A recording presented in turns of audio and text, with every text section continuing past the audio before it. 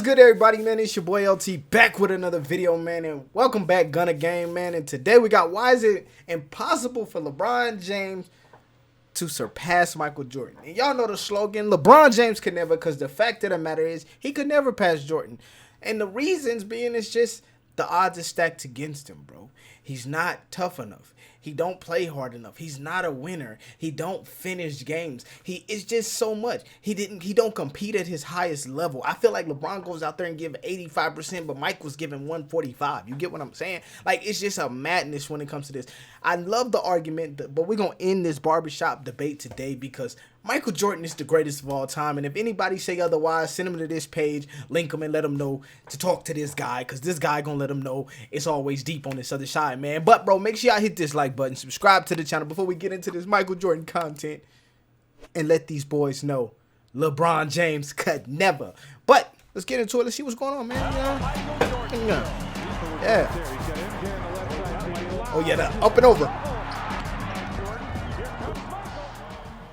Okay, that was actually good. Ooh. Hey guys, this is Dominique Wilkins.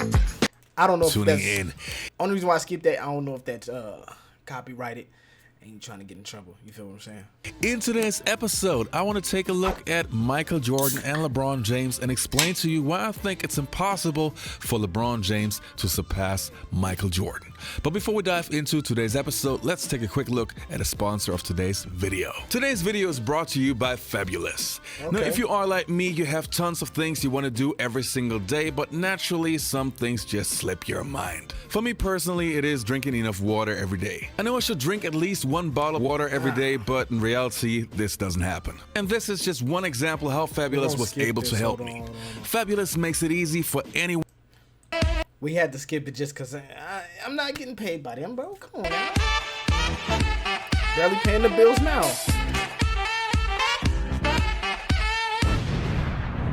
Let's get it.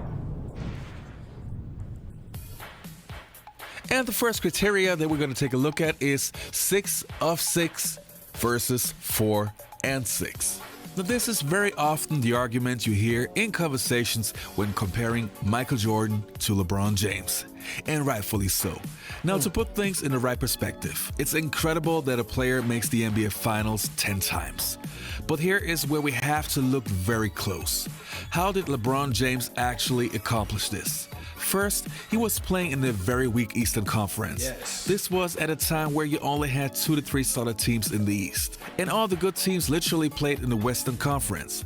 Then number 2, apart from the year where LeBron James took the Cleveland Cavaliers to the NBA Finals in 2007, he always had at least 2 other superstars on his teams. Facts. When he played for the Miami Heat, he played alongside Chris Bosh and Dwayne Wade, who at that time were 2 of the top 10 players. See, and I'm going to stop him there because the only fact is you're not going to disrespect Chalmers like that. Like, Chalmers was an elite guard, bro.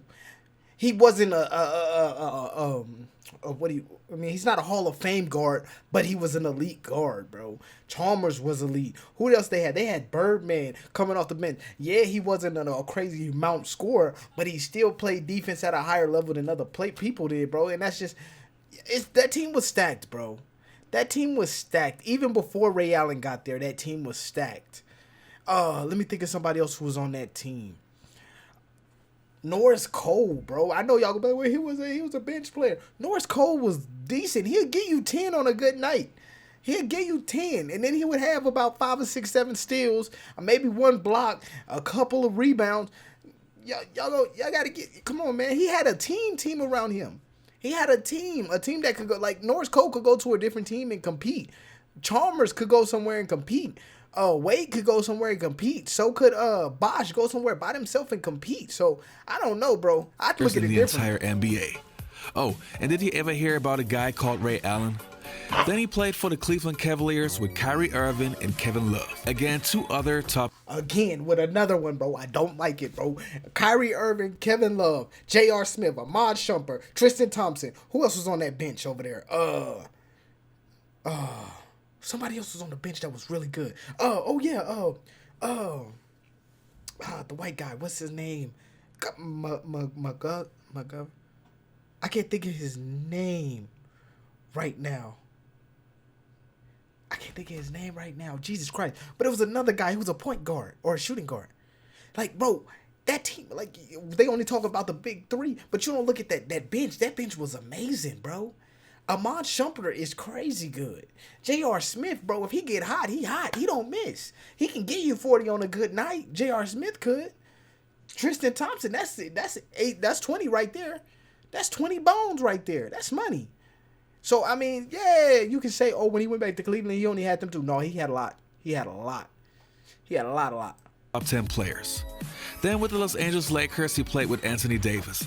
But I mean, again, quit doing that. Rajon Rondo, Anthony Davis. Who else was on that team when they won? Anthony Davis, Rajon Rondo, LeBron James, Kyle Kuzma, bro. Kyle Kuzma is an elite. He's at the Bulls right now showing out. Come on, bro. Who else was on that team? Was Hart still on that team? I think Hart was on that team. They didn't trade him until later. I don't think Josh Hart was on that team. Yeah, they had traded him already. Wasn't Dwight Howard on that team? Yeah, he was back. Dwight Howard was back. And wasn't Cousins back? I think Cousins was with the Lakers that year. Yeah, come on, man. Y'all elite teams, bro. Like, LeBron James had a starting five that could go to other places and play and win championships on their own. Real talk. Come on now. It was the bubble. Last year, LeBron James was kicked out of the playoffs in the first round, which looked a little something like this. It is the first round series that LeBron James has lost in his career. Michael Jordan made it to the NBA Finals 6 times in 15 years. LeBron James, 10 times in 18 years. MJ never lost in the NBA Finals. Michael Jordan retired at the peak of his career, which means maybe if he would have continued, he would have made at least 1 or 2 more final appearances. Anyway, no matter what LeBron James will do, his record here will never look as impressive as Michael Jordan's. Because the most impressive feat is if you're undefeated. The shame of The Last Dance, as Michael says, is we didn't get the chance. Jalen and everybody else listening who's ever played basketball on the playground knows this. Winners keep playing. Winners don't stop. Winners don't get replaced. The winner keeps playing. We got next. They didn't have next. That's the shame of The Last Dance, as Michael puts it. And he has told me this a million times.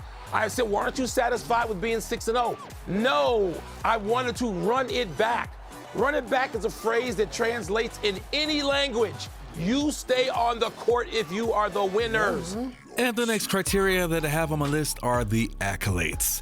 Now again, we have to make sure that we mention... Before you even get into it, I do want to say congratulations, LeBron James, for being the first player to ever get 30,000 points, 10,000 assists, and what was it, 10,000 rebounds or blocks? No, it was 10,000 rebounds. Congratulations. That is a very hard feat. I mean, I'm not going to knock you on that. Good job, brother. Keep it up. Do what you do. I just can't give you the GOAT conversation. That's just what it is. That LeBron James' accolades are sensational. I mean, the guy was a multiple MVP, NBA champ, multiple All-Star. He won almost everything you can win as a basketball player. Good shot. But again, and this is a fact, Jordan won more accolades in less years. LeBron will never be able to compete with MJ in this category. Since LeBron is already in his 19th season and Jordan won more accolades in his 15 years, we just have to take a look at this picture to see what I'm talking about. But Jalen Rose had a very interesting rating system in one of his episodes, which objectively shows that Jordan is realistically not surpassable by LeBron James. But what we decided to do is put emotions aside and decide on some criteria that could measure the GOAT. And here are the 5 criteria that you picked. Scoring titles, NBA titles, MVPs, Finals MVPs, and Defensive Player of the Year. Why did you pick these 5 categories? They establish dominance and they're not emotional. We're not upgrading or downgrading teammates. We're not talking about the number of teams or coaches somebody played for. We're talking about who's the greatest basketball player of all time. And in order to get to that, you have to hit those 5 marks. If you're winning championship, if you're winning Finals MVP, if you're winning scoring title, if you're winning Defensive Player of the Year, if you're winning those awards, now all of a sudden you go into a different echelon of all-time greatness. And that is exactly what we are going to do. I agree. Because if you're winning at the pinnacles of every aspect of the game, if you're getting Defensive Player of the Year, if you're getting scoring titles, if you're getting I was about to say Hall of Fame, Finals MVPs, you're winning the finals. Those things right there alone sets in stone. That means you're winning at the best of the best product. Now, if I go win an NBA final, but I don't have anything else, everybody's gonna look at that NBA finals a little bit different. That's like me coming in the game and averaging 10 points, bro. Let's say I average 10 points, right? And I get to the finals and we win. My team wins. If we all average 10, let's say 10 points, my whole team averaged 10 points. None of us got an offensive scoring title that year. None of us got a defensive player of the year that year. None of us, finals MVP, we give it to one of our teammates. We'll just say somebody. But me in general, I hold no factor to it because of the simple fact is I can't be great. I don't have a scoring title. I don't have a defensive title. That means during the season I did nothing. Somebody else did all the work. I just kind of got to the finals and won. That's why a lot of the Spurs players aren't considered great. Like Tim Duncan is the only one we kind of consider great. The rest of them, we really don't consider great. And it's because of the whole dynamic of it. They weren't winning defensive titles. They weren't winning scoring titles. They were a team opposition that didn't give them the chance to be that. Now, if we talk about the greatest team when it comes to a team building of all time, I would say the Spurs. If you look at the dynasty of the Spurs, even though they're Chicago and the Lakers and stuff like that, the Spurs team was it was random pieces. Nobody on that team stands out. Nobody's like, if he goes somewhere else, he could win titles. Tim Duncan, as much as I love him, I don't think if he went anywhere else, he would have won a title. I think he needed to be in Pop's, scheme to win. We seen what happened to Miller. He's not winning. We seen what happened to Parker. He didn't win without Pop. We seen what happened to Ginobili. Well, he just retired. He didn't win. Kawhi Leonard is the exception, but I feel like Kawhi Leonard was already he was an all-star. He was just in a position to play with the team. But Kawhi Leonard gave up that sacrifice of being a star player to be a team player. So you see what I'm saying? That team, we don't consider none of them greats. And today, I don't even think anybody considers Kawhi Leonard one of the greatest basketball players to ever play basketball. That's just what it is. And that's just facts, bro. But you get what I'm saying? Like, you can't have nothing and say you're the greatest player of all time. You can't have less than I got and say you better than me. You can't. It don't make no sense. Here today. Now, one thing's interesting about these 5 categories is no human being has ever achieved all 5 in a single season. However, there are 4 people that have achieved 4 of the 5 GOAT criteria in a single season. Michael Jordan has done it 4 times. We have Shaq, Hakeem, and Kareem. Jalen. Since they've been keeping stats, these are the greatest individual seasons of all time. He said those 4 times. Terrific performers. And look, was a big man's game. 3 of those 4 are centers. Yep. Notice that. And they did it each one time.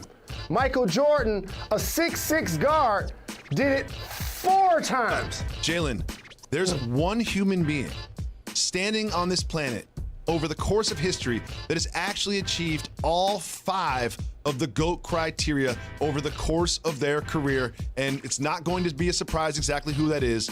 That is Michael Jeffrey Jordan. But it's not just the fact that he did it, it's the quantity of times that he's done it. Take a look at this, Jalen. Your thoughts? 5, 6, 10, 1. Sometimes I dream that he is me. Not only did he achieve all 5 at some point of his career, Jacoby, it ain't like Defensive Player of the Year where he just did it once.